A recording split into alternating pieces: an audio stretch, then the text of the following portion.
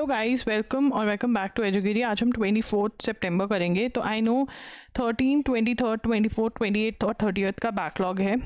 मेरे पास अभी 23 और 24 मार्क्ड है। ये हम फटाफट से ख़त्म करेंगे एंड देन मैं पूरा बैकलॉग ख़त्म करके वापस आऊँगी।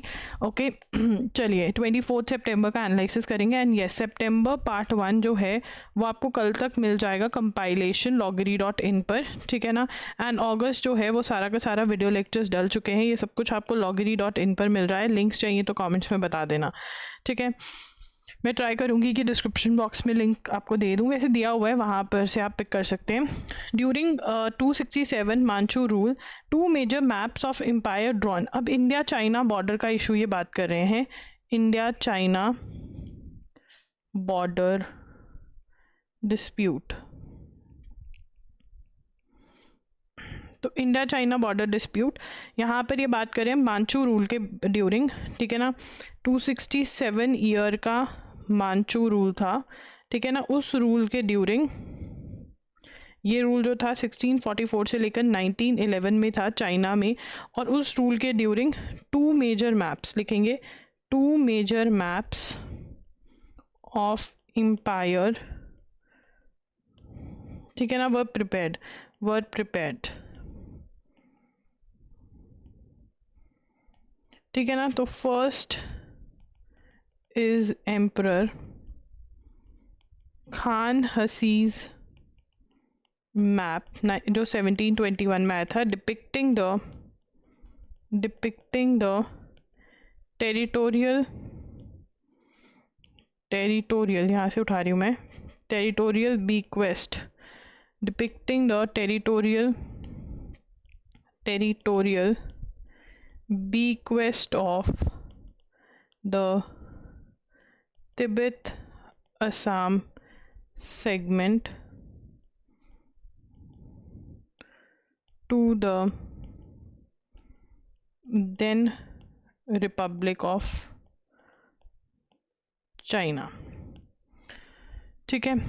तो यहाँ पर ये जो मतलब मैप्स बनाए गए ये चाइनीज़ एम्पायर ने बनाए, और उसके अंदर, ठीक है ना। तो यहाँ पर बीक्वेस्ट का मतलब है कि मतलब bequest of territorial, depicting the territorial bequest of Tibet Assam segment. Bequest का मतलब होता है कि आप किसी को कोई चीज़ दे दो आफ्टर यू डाई, कि भैया ये तुम्हारी है, ठीक है ना। लेफ्ट बाय विल और ट्रांसमिटेड, ठीक है ना। तो मतलब ये कहीं ना कहीं दिए हुए थे, ठीक है। Bequest in the map Tibet was never considered as trans Himalayan state, its southern boundary it extended up to Himalayas for Tibetans never resided on the southern side. तो southern side of the boundary में कभी भी Tibetans नहीं थे, तो वहाँ के आगे तो कभी गए नहीं थे, जो अब रिपब्लिक ऑफ चाइना कहीं ना कहीं शो करता है। तो इनके मैप्स में कभी भी ऐसा नहीं डिपिक्ट होता था, ठीक है ना। बट ये तो इन्होंने खुद से ही ये मैप्स को मानना बंद कर दिया, एंड देन इन्होंने अपने हिसाब से जो है टेरिटरीज को देखना स्टार्ट कर दिया। तो यहाँ पर आपको पता होना चाहिए कि मांचू रूल में मैप्स बने थे और वो ऐसे थे। बेसिकली ये क्लैट वालों के लिए ज़्यादा इंपॉर्टेंट है आर्टिकल, बाकी सब में क्वेश्चन आना यहाँ से मोस्टली इम्पॉसिबल है। गवर्नमेंट रिवोक्स मतलब कैंसल्स FCRA लाइसेंस और वांगचुक ऑर्गेनाइजेशन, जो वांगचुक की ऑर्गेनाइजेशन है उसका FCRA क्लियरेंस जो था वो कैंसिल कर दिया, ये हम ऑलरेडी पढ़ चुके हैं, ठीक है। उसके बाद when the supreme court of India upheld the validity of criminal defamation, एक मिनट, ये एक बार हम कर चुके हैं वैसे। FCRA कैंसिल हो गया है सेक मॉल का, मेरे ख्याल से तो लिख चुके हैं बट फिर भी लिख लो। FCRA registration of SECMOL cancelled. SECMOL की फुल फॉर्म क्या है? SECMOL stands for students educational and cultural movement of Ladakh, ठीक है ना। On it had issued a showcase notice to the school seeking explanation regarding the violations. तो ये वांगचुक सोनम वांगचुक की organisation है,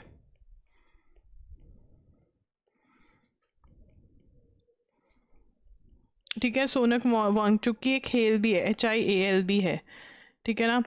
तो इंक्वायरिंग टू सस्पेक्टेड, वैसे ये भी हमने नोट किया हुआ है, मुझे पक्का याद है हमने नोट किया है, ठीक है। अब यहाँ पर क्रिमिनल डेफेमेशन की बात, तो यहाँ पर ना क्रिमिनल डेफेमेशन का हम पूरा पढ़ेंगे कि कब माना गया क्रिमिनल डेफेमेशन को ऑफेंस है, ठीक है, उसके बाद क्या हुआ क्या नहीं।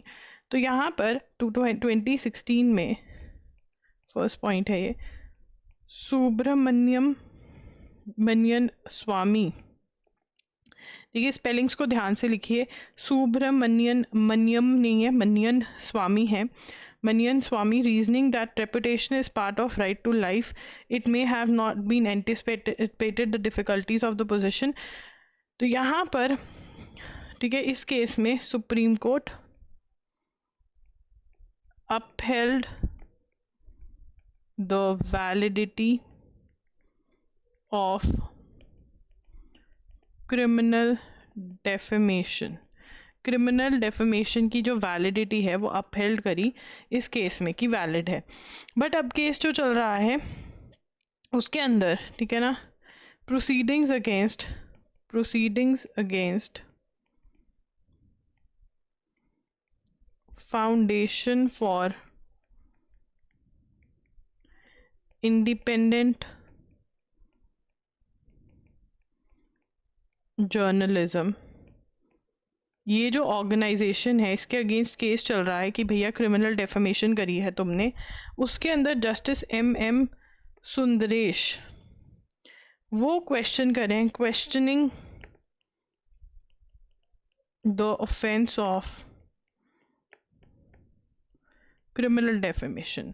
डेफेमेशन का मतलब होता है यार किसी की बेइज्जती कर देना और मतलब झूठे में बोलना या कुछ सच बोल देना।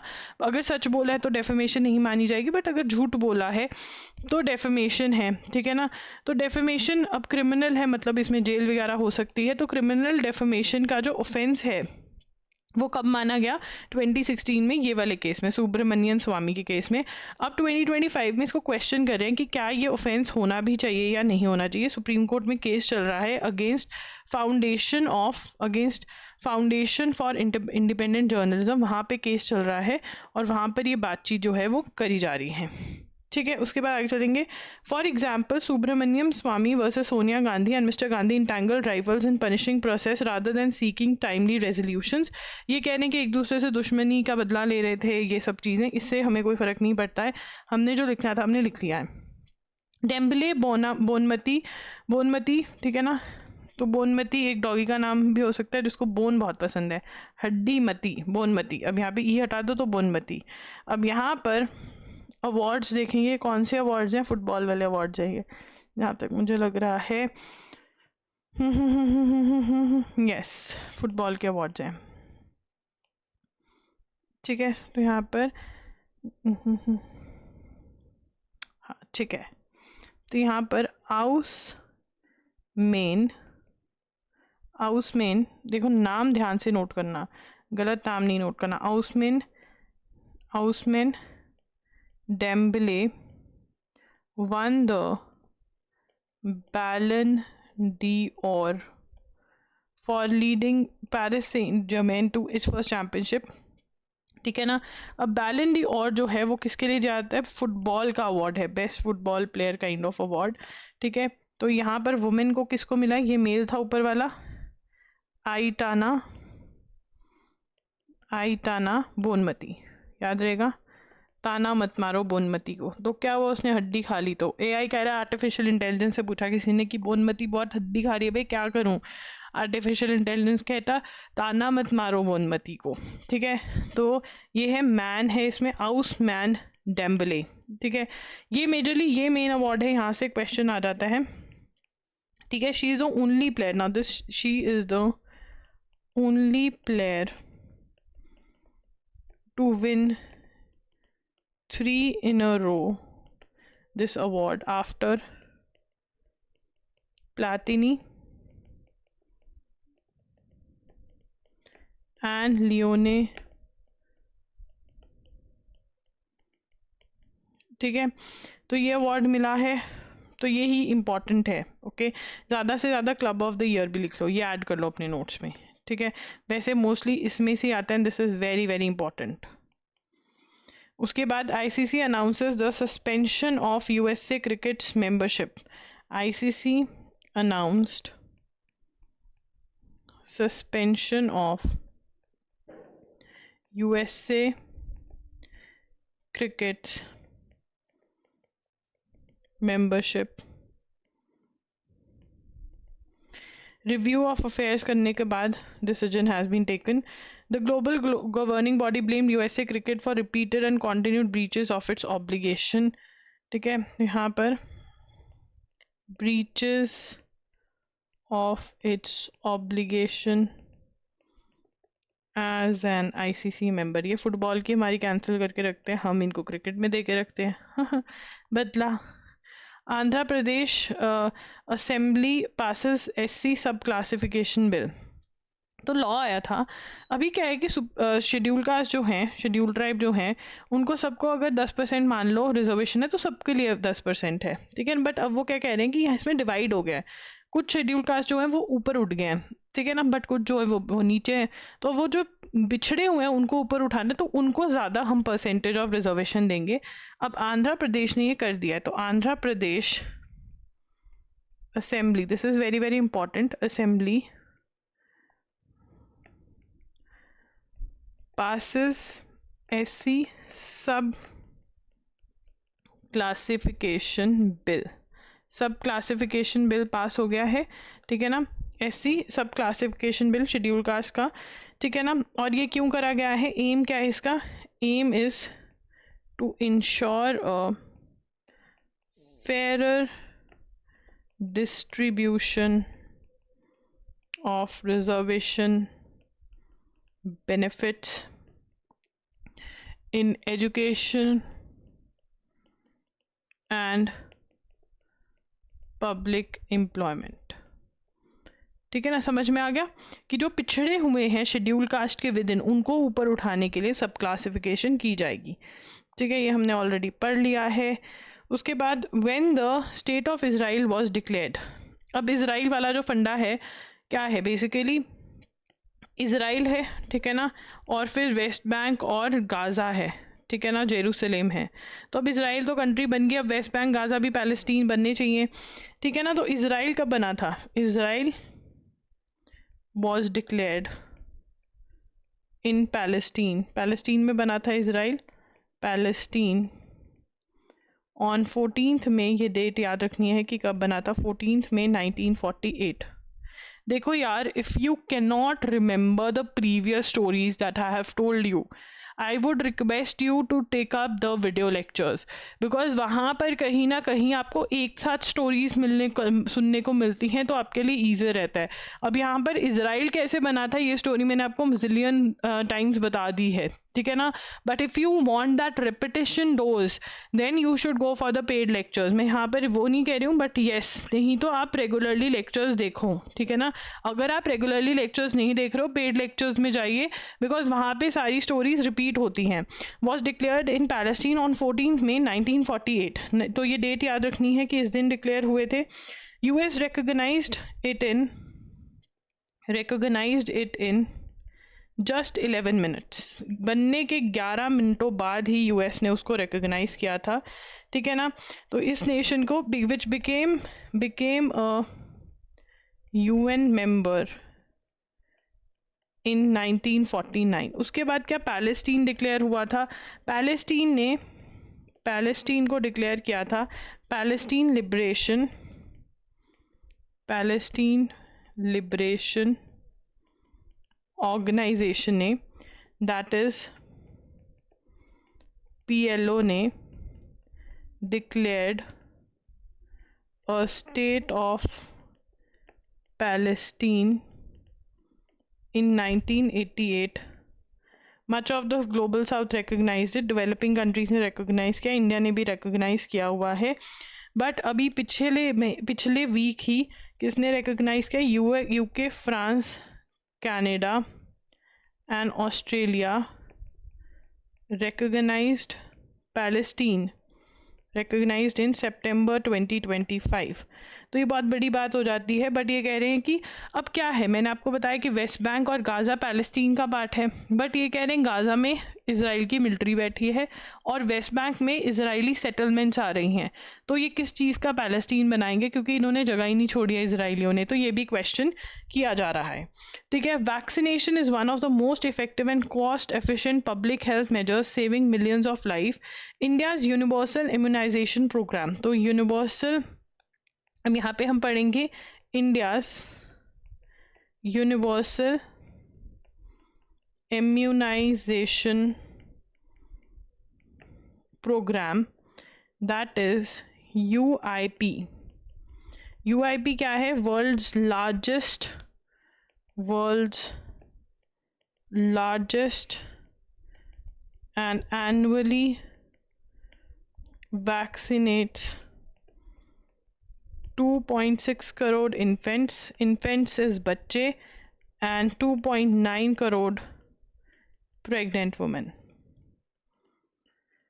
ठीक है ना, 2.6 करोड़ बच्चे वैक्सीनेट होते हैं इसके अंदर, 2.9 crore pregnant women under universal immunisation programme. ठीक है ना, तो इससे बहुत ज़्यादा फ़र्क पड़ा है। ठीक है ना, वैक्सीनेशन में ये क्या करता है, UIP offers free immunisation against 12 diseases, 12 diseases के अगेंस्ट फ्री वैक्सीनेशन प्रोवाइड करते हैं।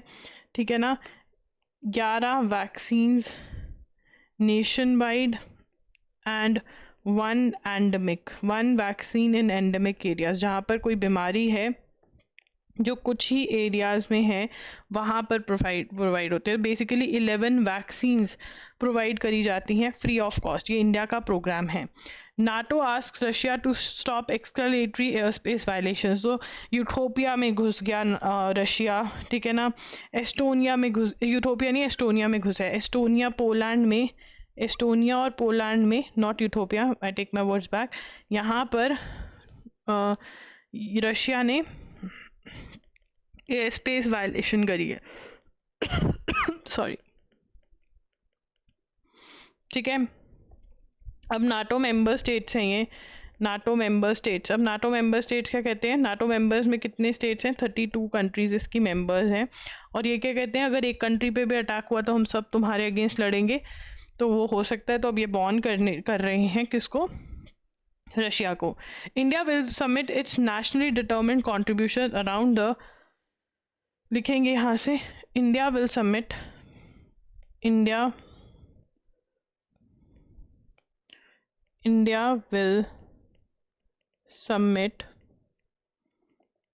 updated nationally determined contributions NDCs around commencement of UN climate change conference COP30 जो कि ब्राज़ील में होने वाली है। तो अब यहाँ पर क्या है, इंडिया जो है वो क्या सबमिट करेगी, nationally determined contributions. What are NDCs? So basically COP क्या है, ठीक है ना, COP stands for conference of parties. इसको ध्यान से समझ लो। देखो, अगर आप ये जो बेसिक कॉन्सेप्ट्स हैं इनको फॉर वंस एंड ऑल समझ लोगे, नोट कर लोगे और अच्छी से एक बार इसकी रीडिंग ले लोगे, आपको बहुत इजी हो जाएगा आगे पढ़ना। अगर आप सेम कॉन्सेप्ट को रिपीटेशन चाह रहे हो, ऑल द कॉन्सेप्ट की repetition, that is not right. आपको कॉन्सेप्ट्स क्लियर करने पड़ेंगे जिनके आगे आप न्यूज़ पढ़ते हो, राइट। ठीक है, 2-3 कॉन्सेप्ट्स आपको नहीं समझ में, आप बार बार उनको सुन लो, बट मेजर कॉन्सेप्ट समझ में आना चाहिए। जैसे ये, ठीक है ना, COP क्या है, कॉन्फ्रेंस ऑफ पार्टीज। ठीक है ना, अभी इसमें क्या है, COP30 क्या है, 30th edition of UN in climate change conference. तो क्लाइमेट चेंज कॉन्फ्रेंस में यहाँ पर ये क्या कह रहे हैं कि कंट्रीज़ को बोल रहे हैं, member Nations of United Nations को बोल रहे हैं, जितने भी मेंबर्स हैं यूनाइटेड नेशंस की जो कंट्रीज़, कि आप एनडीसी लेकर आओ, that is nationally determined contribution, कि आप क्या चेंजेस लेकर आ सकते हो अपनी कंट्री में क्लाइमेट चेंज से फाइट करने के लिए। अब हमने अपडेटेड अपने टारगेट्स जो हैं इनको सबमिट करने हैं, ठीक है ना। COP30 जो इस बार कहाँ पे हो रही है, ब्राज़ील में। This is again very very important कि COP30 कहाँ पर हो रही है, ठीक है ना। तो यहाँ पर नवंबर 10 को है, likely with an increase target for energy efficiency, ठीक है। India last updated NDCs in 2022, ये इंपॉर्टेंट है। India last updated its NDCs in 2022, this is very very important. 2022 में लास्ट अपडेट हुए। इट कमिटेड टू रिड्यूस क्या commit किया हमने, to reduce emissions intensity of its GDP by 45% of 2005 levels, ठीक है। तो हमने क्या क्या अग्री किया, हमने अग्री किया कि हम जो है जीडीपी बाय अपने रिड्यूस करेंगे emissions to GDP 40 of its GDP by 45% of 2005 levels, source half of its electricity power from non fossil sources and create a carbon sink of at least 2 billion tonnes 2030 तक, हमने ये promise किया था। Now this is very very important. जब ये हमने promise किया था इसमें से हर एग्जाम में क्वेश्चन आए थे और अभी भी आ सकते हैं, तो इसको आप नोट करेंगे पूरा को।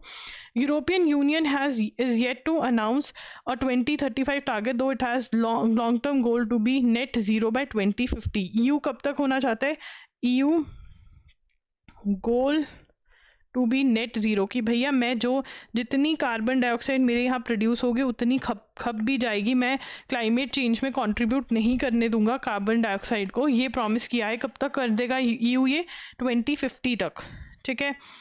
Educational ministry to hold virtual का मतलब क्या होता है, ऑनलाइन बिल्डेथॉन कॉन्टेस्ट। तो लिखेंगे educational ministry to hold a virtual buildathon contest. अब बिल्डेथॉन क्या है ये देखेंगे, for students in class 6 to 12, ठीक है ना, to participate with students who come up with ideas, students को कह रहे हैं to come up with ideas and products with a focus on self-reliance, indigenous knowledge and sustainability। तो ये क्या होगा इन गोल्स को, इससे कि हम दैट कैन आइडियाज़ लेकर आओ जिससे कि that can help India reach its goal of becoming developed nation by 2047। 2047 तक क्या बनना चाहते हो, विकसित भारत बनना चाहते हो, ठीक है। विकसित भारत बिल्डेथॉन, इसको क्या बोल रहे हैं, विकसित भारत बिल्डेथॉन, ठीक है, ठीक है। तो ये चलेगी। उसके बाद आगे चलेंगे। President Murmu on Tuesday presented Dada Saheb Phalke award, लिखेंगे president awarded Dada Saheb Phalke award 2025 to whom this was for the 71st National Film Awards, ठीक है ना। अब उसके बाद क्या है, उसके बाद Now, who received what award? This is very important. I did not put it. It was possible. Yeah, I have. Like Dada Saheb life achievement award किसको गया? दादा साहेब फाल्के अवार्ड्स दिए। तो यहाँ पर prestigious Dada Saheb Phalke award for 2023, यहाँ पे मैंने 2025 का लिखा है, बहुत हीरोइन बन के 23 आएगा। दादा साहेब फाल्के अवार्ड किसको गया? मोहनलाल, एक्टर मोहनलाल को। This is a life time achievement award. ठीक है, अब इसके अंदर ये और अवार्ड्स जो गए वो किस किस को गए? Best male actor Shahrukh Khan for Jawan and Vikrant Massey for 12th fail. Massey, देखो यार नाम के स्पेलिंग्स वहाँ से देख लिया करो, मैं कभी कभी गलत लिख जाती हूँ। 12th fail, best also 12th fail जो है बेस्ट फीचर फिल्म भी हुई। ठीक है, रानी मुखर्जी को Rani Mukerji female best female actor, Mrs Chatterjee versus best female actor लिखोगे वर्सेस नॉर्वे। ठीक है, this is best female actor. ठीक है, उसके बाद सुदीप तो डायरेक्शन मिली, best direction Sudipto Sen for the Kerala story.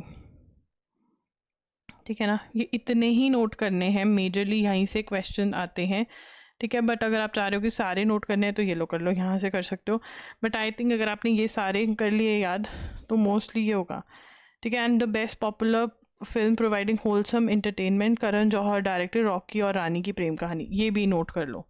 ठीक है ना, इससे ज़्यादा नोट करने की ज़रूरत नहीं है। और एक और ये भी मेघना गुलजार सैम बहादुर, ये यहाँ पे ये दो नोट कर लो बस। ठीक है ना, इतना याद कर लिया बहुत है, ये नोट कर लो यहाँ से लेके यहाँ तक अपने नोट्स में। ठीक है, अब ये हो गया। अब हम 23rd का करेंगे, 23rd सितंबर। चलिए, जो मार्क्ड है मेरे पास न्यूज़पेपर, हम वो ख़त्म कर रहे हैं। तो अब मैंने कर दिया आपके साथ 24th। ठीक है, मैं अपनी डायरी में भी नोट कर लूँ 24th। अब हम 28th और 30th करने की कोशिश करेंगे, बट उससे पहले अक्टूबर स्टार्ट करेंगे। ठीक है ना, 23rd September,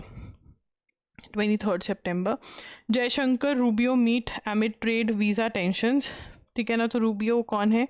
US secretary of state है, उनसे मिल रहे हैं, रिपेयर रिलेशंस करने की कोशिश कर रहे हैं, 50% टैरिफ लगा दिया इन्होंने। तो यहाँ पर 80th UNGA, that is United Nations general assembly की जो मीटिंग हुई उसमें इंडिया को किसने रिप्रेजेंट किया? एस जयशंकर ने रिप्रेजेंट किया। एस जयशंकर हमारे कौन हैं? ताऊ जी कौन है? ये हमारे एक्सटर्नल अफेयर्स मिनिस्टर हैं, external affairs minister S Jaishankar. Guys I am so sorry, मुझे पता है क्या था कि मेरा टेबल आ जाएगा जो मैंने ऑर्डर किया था। ठीक है, ये ऑनलाइन वेबसाइट से, बट टेबल नहीं आया। वो टेबल वाला भैया जो है टेबल लेके इधर उधर घूम रहा है, बट उसको ये नहीं है कि वो दे जाए, 2 दिन से नहीं दे के गया, वो कुछ नहीं कर सकते, उनका बड़ा दिमाग खा लिया। तो मैंने सोचा कि गर्दन ऊपर करके ही करना पड़ेगा। Right session, aerial bombing killings 23 civilians in border region of Pakistan. The Pakistan police and security sources and said aerial bombing in report border region killed 23 in an area where militancy has been rising. Militancy क्या होता है? जो against government लड़ रहे हैं, against the government लड़ रहे हैं। तो वो पाकिस्तान में लिखेंगे, Pakistan police and security sources bombed in remote border region। ठीक है ना, जहाँ पर militancy is rising। militancy क्या होता है? जो गवर्नमेंट के अगेंस्ट लड़ रहे हैं लोग। ठीक है ना, वो राइज हो रहे हैं। Opposition of MPs accused the militancy of carrying out the raid as part of counter-terrorism operation, but no official statement has been released by government or armed forces। ये सब छोड़ो एरियाज ऑफ, ये कौन से areas थे? Areas of Khyber Pakhtunkhwa, एक minute, Pakhtunkhwa province that border Afghanistan, that is with the that is has a border with Afghanistan. तो मतलब अफगानिस्तान के इनके साथ सही चीज़ें सही चल रही हैं, ठीक है ना। उसके बाद the government push this year to spur consumption, तो इंक्रीज जीडीपी। अब यहाँ पर क्वेश्चन आ गया कि जीडीपी कि गवर्नमेंट में जीडीपी कम क्यों किया? ये तुमको गल्ले, उनको वोटें चाहिए इसलिए, बट यहाँ पर कंजम्पशन इंक्रीज करने के लिए जीडीपी चेंजेस क्यों हुए? रीज़न क्या है उसका? To increase consumption, to increase consumption. क्यों कंजम्पशन इंक्रीज कर रहे हैं? क्योंकि अब बाहर तो सामान जाना नहीं, ठीक है, तो सस्ता करके इंडिया वालों को कहो कि चलो चलो मैक्सिमलिज्म की तरफ चलो, ठीक है, तो इंक्रीज कंजम्पशन के लिए जीएसटी चेंजेस जो हैं वो लेकर आए हैं, ठीक है। The supreme court of India recently reform the secularism is the fundamental principle. Secularism का मतलब क्या है? कि सरकार का, गवर्नमेंट का कोई भी रिलीजन नहीं है। While this is a welcome restatement, it is concerning that court has to periodically reinstate, वो कह रहे हैं कि बार बार बताना पड़ता है, ये सही नहीं है। The need arose from, अब यहाँ पर Karnataka government had invited international Booker prize winner Kannada writing Banu Mushtaq Mysore Dussehra festival में, जो कि चामुंडेश्वरी टेम्पल पे होता है वहाँ पर, कि भाई ये तो हिंदू रिलीजन का है, आप मुस्लिम को क्यों बुला रहे हो? कोर्ट कहती भाई सेकुलरिज्म है, बुला सकते हैं, ये हम ऑलरेडी नोट कर चुके हैं। WHO reports that traditional medicine is practiced 88% of its in 88% of its member states, ठीक है, यहाँ पे लिखेंगे WHO reports traditional medicine is practiced in 88% of its member states. 88% of member states follow करती हैं। 194 मेंबर कंट्रीज़ हैं इसके अंदर। WHO की फुल फॉर्म अगर नहीं पता तो world health trade organisation, world health organisation, no no no no no, world health organisation, ठीक है। Low middle income it remains the primary source of health care, मतलब अफोर्डेबिलिटी नहीं है तो भैया वैद्य के पास ही जाते हैं, और जो वैद्य जी बोल देते हैं वही करते हैं। इंडियाज़ आयुष जो है वो भी बहुत ज़्यादा प्रेवलेंट है। आयुष स्टैंड फॉर आयुर्वेदा योगा, भाई एक्चुअल में काम करता है, कई चीज़ों का तो इलाज ही नहीं है। नेचुरोपैथी, यूनानी सिद्ध एंड होम्योपैथी, मेरी फेवरेट मीठी मीठी गोलियाँ। और कौन खाता है होम्योपैथी, ठीक है। Why is India not importing corn from the US? क्योंकि भैया हमारे यहाँ पर इतनी ज़रूरत नहीं है। Among the key areas of disagreement between US and India, तो इंडिया और US क्या साइन करने की कोशिश करें? BTA, फ्री ट्रेड अग्रीमेंट, जिसका नाम है bilateral trade agreement. Bilateral trade agreement कौन साइन करने की कोशिश कर रहा है? US से और इंडिया। कौन साइन करने की कोशिश कर रहे हैं? मैं और तुम नहीं, इंडिया और US से। तो अब यहाँ पर वो कह रहे हैं हमारा कॉर्न ले लो। India's maize yield is quite poor and is below 4 tonnes per hectare, whereas the world average 6 tonnes. Despite this India has been largely self sufficient. हमें चाहिए ही नहीं, हमारे यहाँ जितनी हो रही है उसमें हम कर रहे हैं। इथेनॉल ब्लेंडिंग में हम यूज़ कर रहे हैं, बट वो तो फिर हम इथेनॉल डाल आधा रीज़न इसलिए रहे हैं अपने पेट्रोल में कि भैया हमें तुम्हारे आगे भीख ना मांगनी पड़े, ठीक है। तो इंडिया इसलिए इंटरेस्टेड नहीं है, ये हमें बहुत तंग कर रहे हैं, ठीक है, USA वाले। अमंग द की, ये दोबारा कर दिया मैंने। Supreme court says it's high time defamation was decriminalised. Now this is a NLSAT question, ठीक है ना, कि तुम क्या सोचते हो, ठीक है ना। ये बहुत हाईली एक्सपेक्टेड, ऑलमोस्ट 99.9%, 100% नहीं कहना चाहिए, ठीक है ना। सुप्रीम कोर्ट क्या कह रही है? जस्टिस MM सुंदरेश कह रहे हैं कि भाई क्रिमिनल डिफेमेशन जो है उसको डीक्रिमिनलाइज कर देना चाहिए। इसको पढ़ लेते हैं। सुप्रीम कोर्ट जज voiced this aspiration at the increasing use of criminal defamation law by private individuals and political parties. I think time has come to decriminalize it. Upheld constitutional validity under, ये हम note करेंगे, this would be noted, please note it down, note it down, ठीक है, सब note करेंगे कि defamation, criminal defamation जो थी was a reasonable restriction to right to speech and expression enshrined in Article 19(1)(a) of the Constitution. Justice Sundaresh single remark on Monday mirroring the court's anxiety over the ramped up use of criminal defamation reopens the question कि defamation of any person by a private person can be treated as a crime. तो यहाँ पर ये वाला note कर लेना, और question ये NLSAT वालों के ज़रूरी है, बाकी सबके लिए ये क्वेश्चन बन सकता है.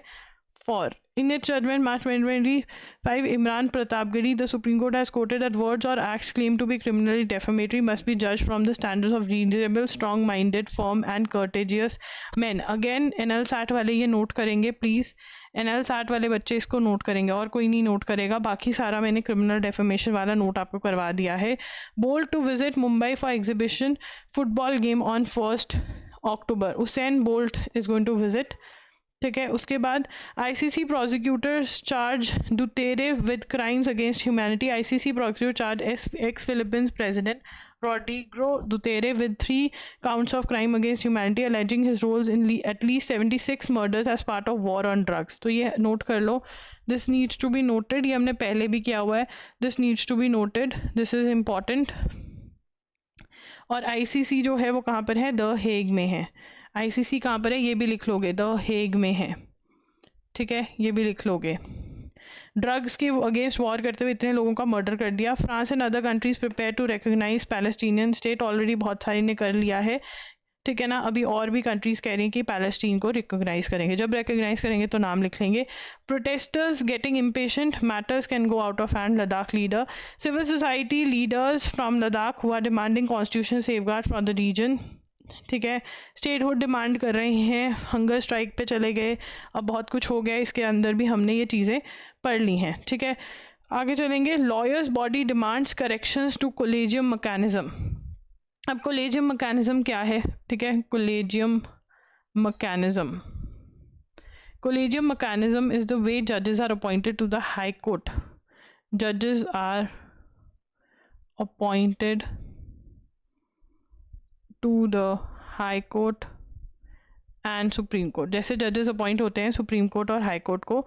The supreme court bar association has written to chief justice of India B.R. Gavai. अगर आपको नहीं पता who is the chief justice of India, please it's high time कि B.R. गवई का नाम लिखो, एंड B.R. की फुल फॉर्म भी पता होनी चाहिए. ठीक है, और लिखा है flagging urgent need to transparent and equitable framework. अब यहाँ पर अगेन हमें इसे समझना पड़ेगा, ट्रांसपेरेंट एंड इक्विटेबल फ्रेमवर्क, कि भैया हमें पता चले किसको क्यों अपॉइंट करा जा रहा है, क्या हो रहा है, ये सारी चीज़ें हमें आपको बतानी चाहिए. ठीक है ना.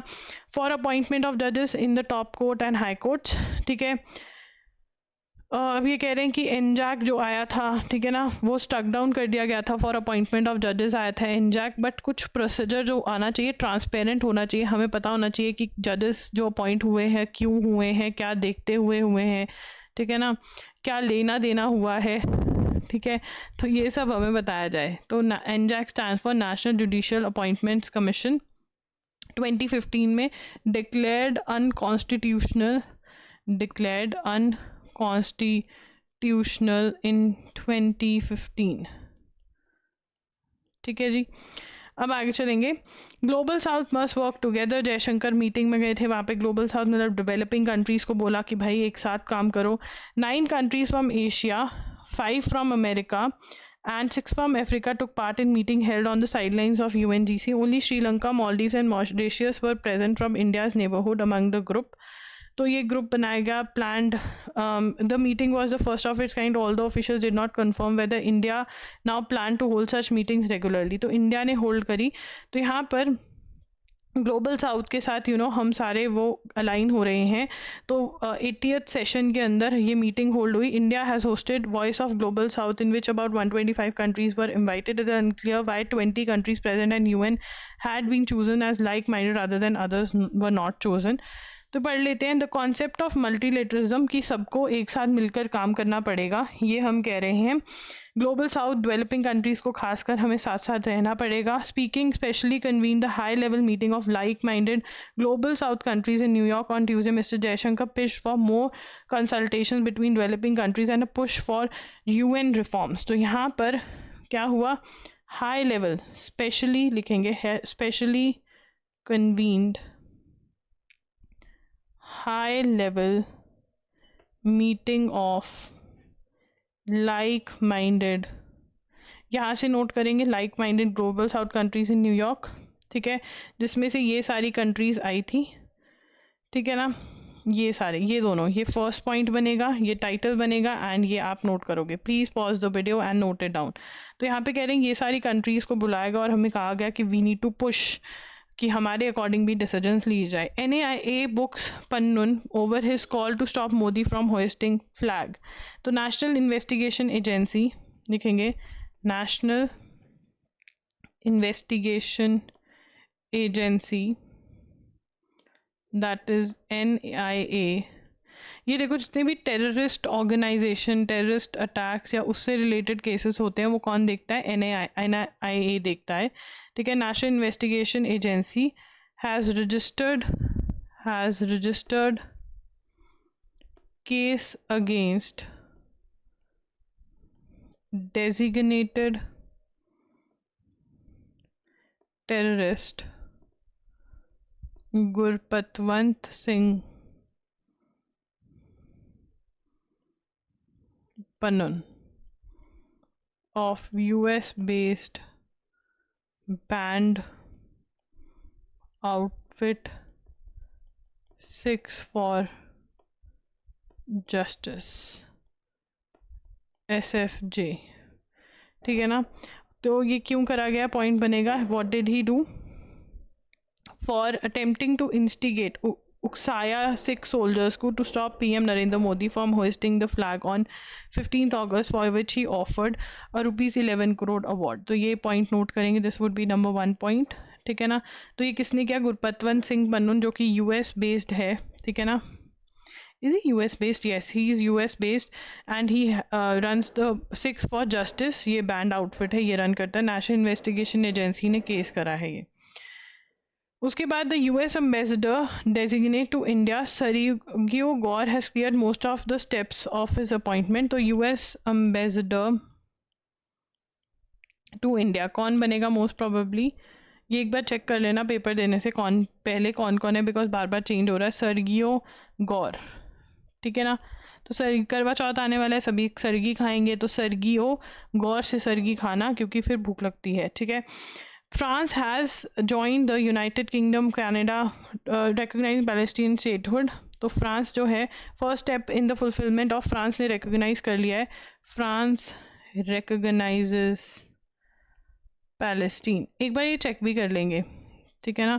150 plus countries of the 193 countries are members of united now. So तो यहाँ पर 150 plus out of 193 UN members have recognized Palestine, ठीक है। उसके बाद आगे चलेंगे, the criteria for the 100 journalist from top 100 FIFA rank countries, 15 case of women to keep in mind while voting. तो ये तो नहीं, ये छोड़ो, अभी जो विनर्स होंगे वो लिखेंगे। The Delhi High Court has recently issued a series of orders protecting the personality rights of Bollywood celebrities from unauthorized commercial use। तो ऐश्वर्या राय बच्चन, ठीक है, अभिषेक बच्चन, इन सब के flag the misuse of images and voices through AI generated content merchandise. तो यहाँ पर हम ये नोट करेंगे, मैं मार्क कर रही हूँ अगेन, प्लीज़ थोड़ा सा साथ दो, मेरा भी सपोर्ट करो। दिल्ली हाई कोर्ट ने बोला है, ऑर्डर्स दिए हैं, protecting the personality rights of Bollywood celebrities from unauthorised use. Aishwarya Rai, Abhishek Bachchan ने केस किया, मिसयूज ऑफ देयर वॉइसेस और ये सब, ठीक है ना। डीप फेक्स वगैरह बन रहे थे, उसमें किया है।